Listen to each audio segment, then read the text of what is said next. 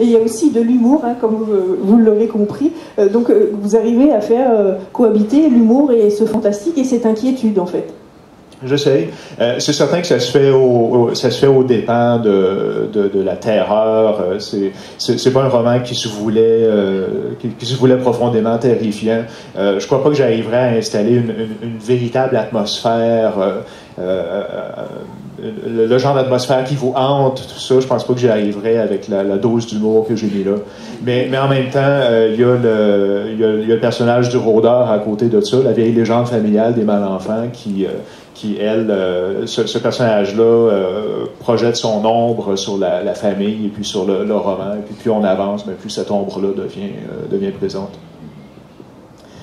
Christophe Nicolas, votre personnage de Thomas Cahin, cet auteur, le lecteur, sait pas bien s'il doit le plaindre ou bien si finalement tout ça c'est bien fait pour lui. On est ballotté tout le temps, on se dit ben voilà, parce qu'on sait dès le début que c'est vrai, que c'est pas lui qui a écrit ce roman. Donc, il a effectivement pas écrit le roman en question.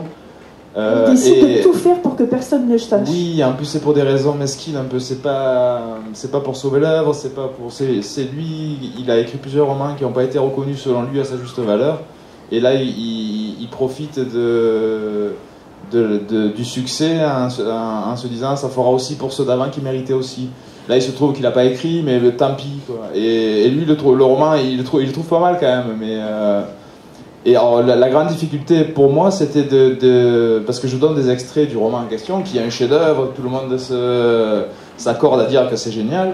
Et alors, donc les extraits c'est moi qui les ai écrits aussi. Hein. Mais vous n'avez pas volé Non. Et justement, du coup, le roman en question, c'est un roman.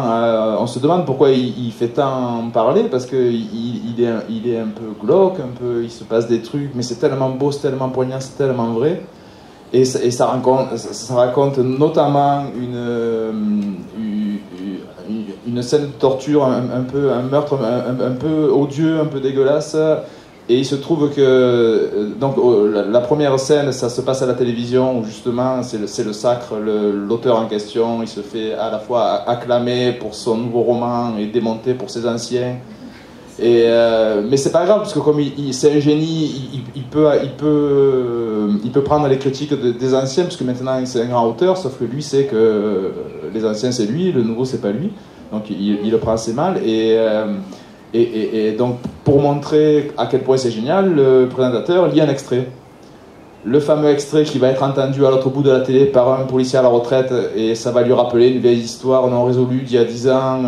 Donc, en plus d'avoir les lettres de menace, il va avoir ce policier-là sur le dos. Enfin, il est mal pour garder son secret. Et en fait, il y a le critique littéraire de l'émission qui nous explique que chaque passage en question, c'est pas génial, mais le tout, c'est grandiose.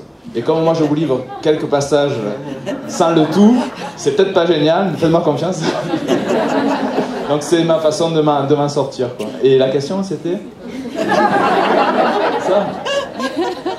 Je vous demandais si le personnage, en fait, ce Thomas Cahin, il fallait le plaindre. Ah voilà, rien à voir. Oui, si, un peu à voir, puisque c'est un escroc, donc ses intentions sont mauvaises. Mais au fond, donc moi, pour le coup, c'est un huis clos dans sa tête, un peu. Puisque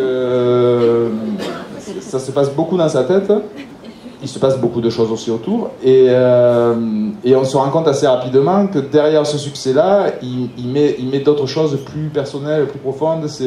Il n'a pas seulement peur de passer pour un usurpateur, un plagiaire ou quoi que ce soit, c'est qu'il a peur de perdre la reconnaissance et l'amour de sa femme. Qui croit-il? Il est là que parce que... Elle par contre, elle aimait bien les anciens romans. Elle trouve le nouveau meilleur. Hein. Mais il y a sa mère qui est en train de mourir aussi, et qu'il n'a jamais trop aimé, et qui se dit que si je passe à la télé, peut-être qu'elle m'aimera plus. Il sait qu'en perdant ce succès-là, il ne perdra pas juste son honneur, il perdra... Il est tourmenté. Oui, mais moi je peux pas dire que je l'aime, ce personnage. Hein. Et c'est tout le tour de force, c'est d'essayer quand même de faire plaindre ou de s'inquiéter pour lui, alors que, objectivement, s'il se fait avoir, bien fait pour sa gueule, quoi. Mais, à ce qu'on m'a dit, j'arrive à installer... Parce qu'on est tous un peu mesquins aussi.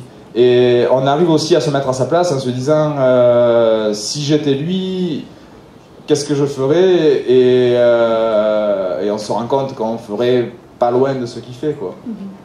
Ron Marty, vos personnages, alors ceux qui sont du temps présent, on est beaucoup en empathie avec eux parce qu'il leur arrive des choses un peu difficiles, mais ceux du passé, ceux qui sont un peu loin, alors vous en direz ce que vous voudrez, et notamment celle par qui la malédiction arrive.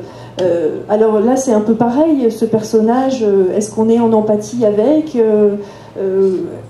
Mais je pense que dans tous les personnages de mon roman, en fait, on a une part d'empathie et on les condamne tous un petit peu.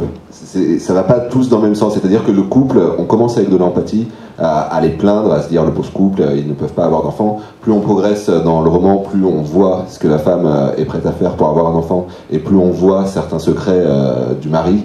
Donc qui nous font un peu revenir sur notre empathie pour eux. Et pour tout ce qui est des personnages du passé, ça va dans le sens contraire. C'est-à-dire qu'au départ, on les condamne pour ce qu'ils sont en train de faire, et puis plus on creuse dans leur passé, et plus on commence à avoir de l'empathie pour eux.